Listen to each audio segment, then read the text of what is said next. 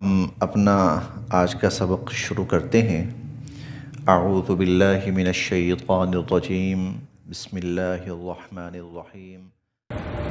وَإِذَا اور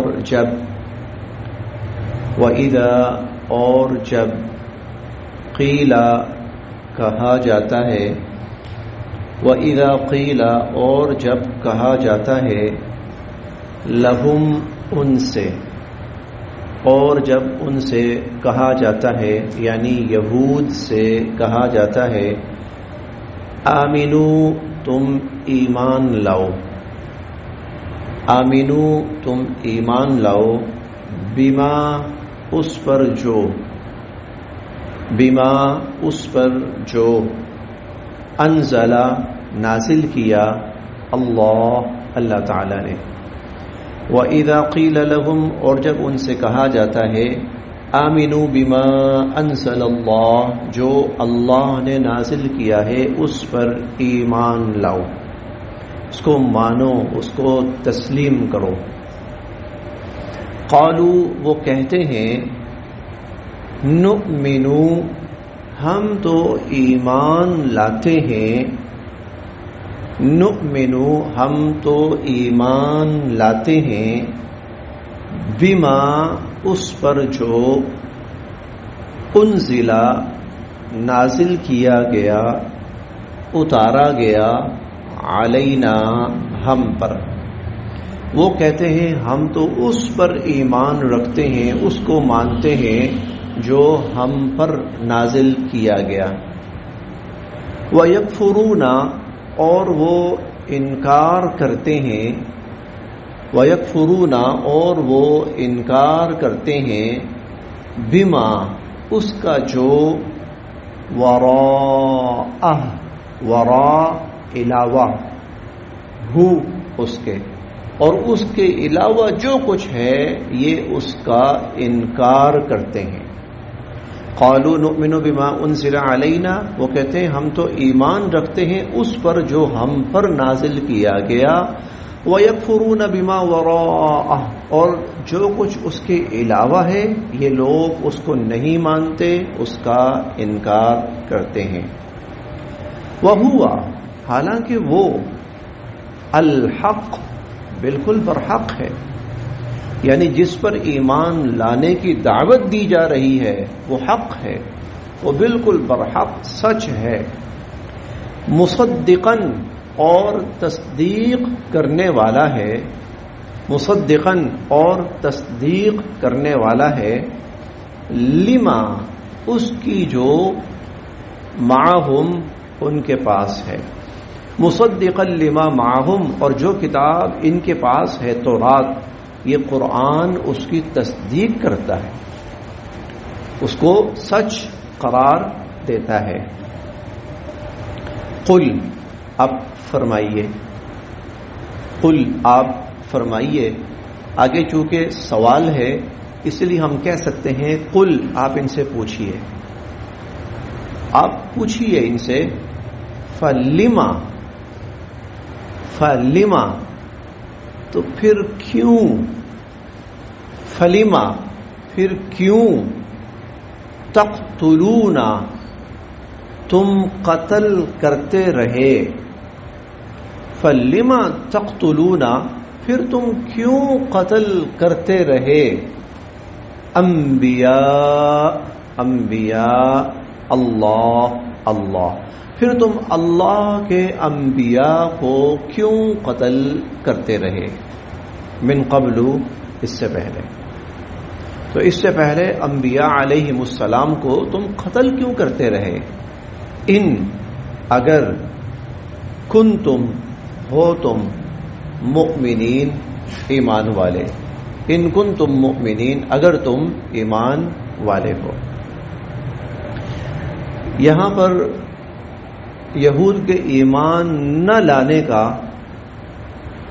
ایک تذکرہ بھی کیا گیا ہے، اور پھر انہوں نے جو دعویٰ کیا تھا انہوں نے، اللہ نے ان کا دعویٰ ان کے منہ پر دے مارا، اس آیت میں بھی اور اگلی آیت میں بھی۔ ان سے کہا جاتا ہے کہ بھئی قرآن اللہ کی کتاب ہے، اور تم پچھلی کتابوں میں عہد لے کر آئے ہو، عہد کر کے آئے ہو کہ اس پر ایمان لاؤ گے، تو اب جب یہ نازل ہو رہا ہے، سچ ہے، برحق ہے، تم اس کو مانتے بھی ہو کہ واقعتاً ہے، سچ ہے، تو پھر تسلیم کیوں نہیں کرتے، ایمان کیوں نہیں لاتے اس کے اوپر؟ تو وہ کہتے ہیں کہ ہم تو بس اس پر ایمان لائیں گے یا لائے ہیں جو ہم پر نازل کیا گیا۔ تو اللہ تعالیٰ نے فرمایا اچھا یہ بات ہے، جو تم پر نازل کیا گیا تم کہتے ہو ہم اس پر ایمان لائے ہیں، اچھا اگر ایمان لائے تھے تو پھر جو نبی وہ کتابیں لے کر آئے تھے، وہ تعلیم لے کر آئے تھے، ان کو قتل کس خوشی میں کیا تھا؟ ایمان تھا تو پھر وہ قتل کیوں کیا انبیاء علیہ السلام کو؟ وہ تمہیں ان کتابوں پر ایمان کی دعوت دیتے تھے نا، تو تم نے بجائے ایمان قبول کرنے کے ان کو قتل کیا، اور آج دعوے کر رہے ہو جی ہم تو ایمان لاتے ہیں، ہم تو اپنی کتابوں پر ایمان لائیں۔ اگر تم ایمان والے تھے تو پھر بتاؤ ان کو جس پر ایمان لایا جاتا ہے اس کی تو فرما برداری کی جاتی ہے، اس کا تو احترام بجا لایا جاتا ہے، اس کی تو جان کی حفاظت کی جاتی ہے، اور تم حفاظت کیا کرتے؟ تم نے تو الٹا ان کو شہید کیا۔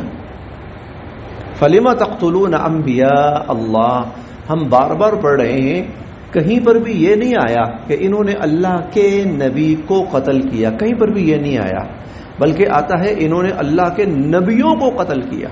انبیاء، النبیین، ہم صرف پہلے پارے میں تیسری دفعہ یہ پڑھ رہے ہیں۔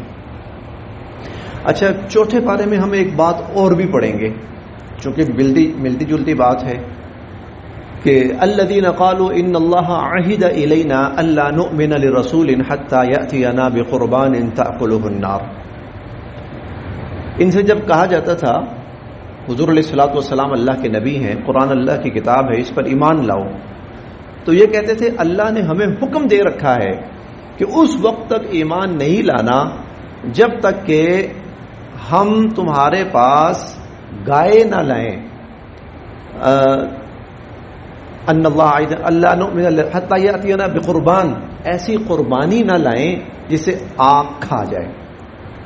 اصل میں ہوتا یہ تھا، ان کے زمانے میں حکم یہ تھا کہ جب جہاد کرو تو جہاد میں فتح ہو، مال غنیمت ملے، تو اس مال غنیمت کو رکھ دو کہیں کھلی جگہ پر، آسمان سے آگ آئے گی، جلا کے راکھ کر دے گی، تمہارا جہاد قبول ہو گیا۔ اگر آسمان سے آگ نہ آئی، جلا کے راکھ نہ کیا، تمہارا جہاد قبول نہیں ہوا۔ یا تم میں سے کوئی قربانی دینا چاہتا ہے، اس قربانی کو کھلی جگہ پہ چھوڑ دے، آسمان سے آگ آئے گی، جلا دے گی، جلا دیا، قربانی قبول ہو گئی۔ اور اگر آسمان سے آگ نہ آئی اور اس نے نہ جلایا تو قربانی قبول نہ ہوئی۔ تو اس کو بہانہ بنا کر کہتے ہیں ہمیں تو اللہ نے حکم یہ دیا تھا اس وقت تک ایمان نہ لانا جب تک کہ ایسا حکم نہ آئے کہ تمہاری قربانی قبول نہیں ہوگی جب تک کہ آگ آ کے کھا نہ جائے۔ تو یہ نبی تو ہمیں وہ حکم دے ہی نہیں رہے، تو اس کا مطلب یہ ہے کہ یہ اللہ کے نبی ہی نہیں ہے۔ وہاں پر بھی اللہ رب العزت نے یہی فرمایا تھا، قُلْ قَدْ جَاءَكُمْ رُسُلٌ مِّن قَبْلِ بِالْبَيِّنَاتِ وَبِالَّذِي قُلْتُمْ۔ اچھا تمہیں یہ حکم تھا کہ اس پر ایمان لانا ہے جو وہ حکم لے کے آئے، تو پھر یہ حکم تو تمہارے نبی لے کے آئے تھے، فَلِمَ قَتَلْتُمُوهُمْ، قتل کیوں کیا پھر ان کو؟ کیوں قتل کیا؟ جو تم کہہ رہے ہو اپنی زبان سے کہ یہ حکم آئے تو ہم ایمان لائیں گے، تو جو نبی یہ حکم لے کر آئے تھے ان پر ایمان لائے یا ان کو شہید کیا تم نے؟ اس سے معلوم یہ ہوتا ہے کہ بنی اسرائیل بنیادی طور پر سرکشی اور بغاوت کی اس حد تک پہنچ چکے ہیں کہ خیر اور بھلائی انہیں برداشت ہی نہیں۔ دیکھ لیں یہ قرآن کریم بار بار کہیں بغض کا لفظ استعمال کر رہا ہے، کہیں ظلم کا لفظ استعمال کر رہا ہے، اور قتل کس کو کرتے رہے؟ انبیاء علیہ السلام کو، یا تکذیب، یہ ہم نے پچھلے سبق میں پڑھا، فریقاً کذبتم وفریقاً تقتلون، یا تو نبی کا انکار، جھٹلاؤ، غلط قرار دو، اس کو جھوٹا قرار دو، پروپیگنڈا کرو، ٹھیک ہے کام بن گیا، نہیں بن رہا پھر قتل کر دو۔ یعنی ان کا مزاج یہ تھا۔ اسی لیے یہ تجربے یا تاریخی بات ہے دنیا کا سب سے بڑا شر دجال ہے. دنیا کا سب سے بڑا شر دجال ہے. اور ظاہر انبیاء علیہ السلام نے پناہ مانگی ہے، حضور علیہ الصلوۃ والسلام نے پناہ مانگی ہے، اور ہمیں کہا ہے کہ پناہ مانگو، اس سے پناہ مانگو کہ اللہ پاک اس سے حفاظت ہی فرمائے. اس کے بارے میں تاریخی بات یہ ہے کہ وہ اس وقت تک ظاہر نہیں ہوگا جب تک کہ شر اور برائی اپنی پیک پہ نہیں پہنچ جائے گی.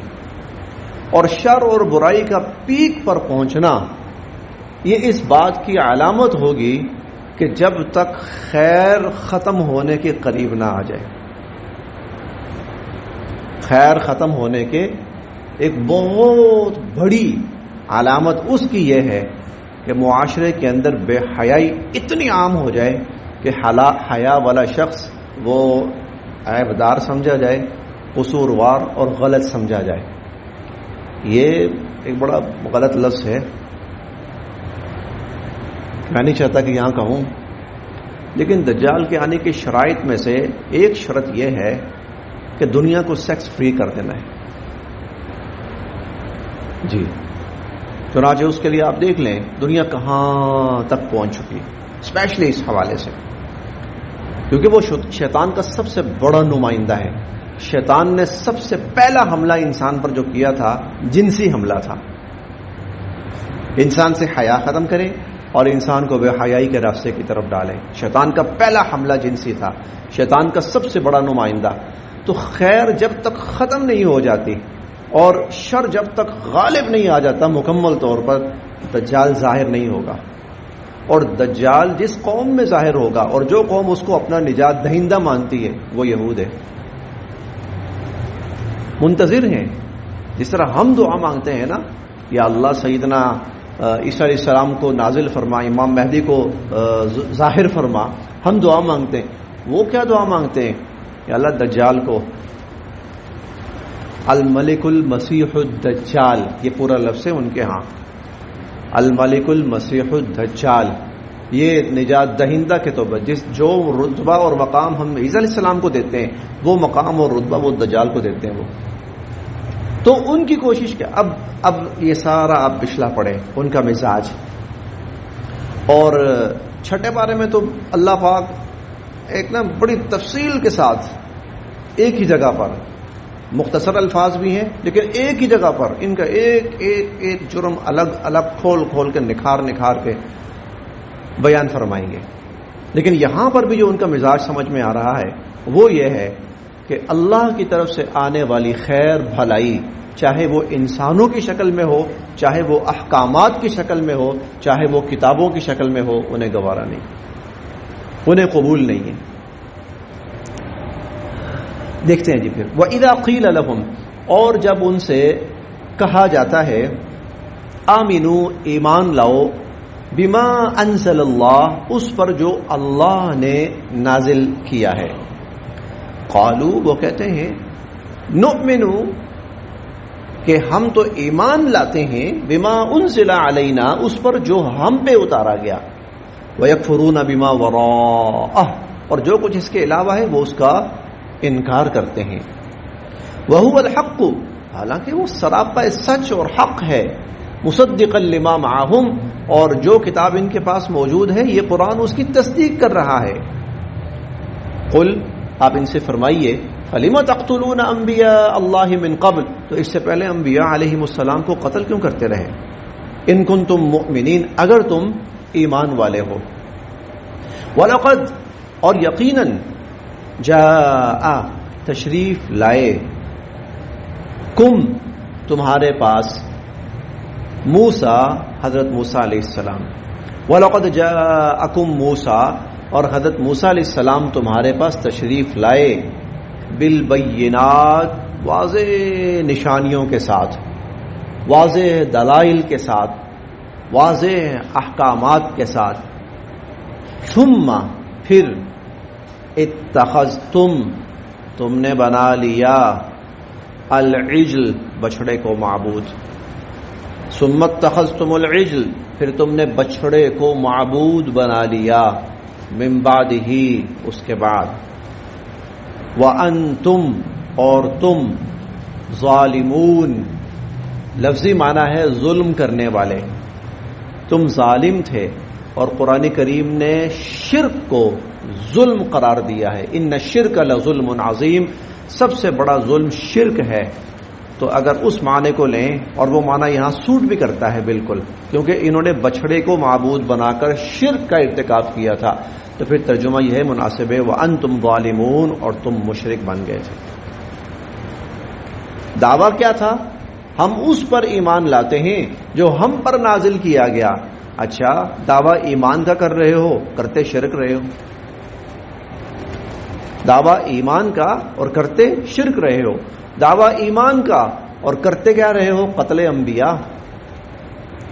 تو بڑا اچھے جواب دیے اللہ تعالیٰ نے ان کو، بڑا کھول کے ان کو ان کی حقیقت اللہ تعالیٰ نے دکھائی ہے۔ بس یہاں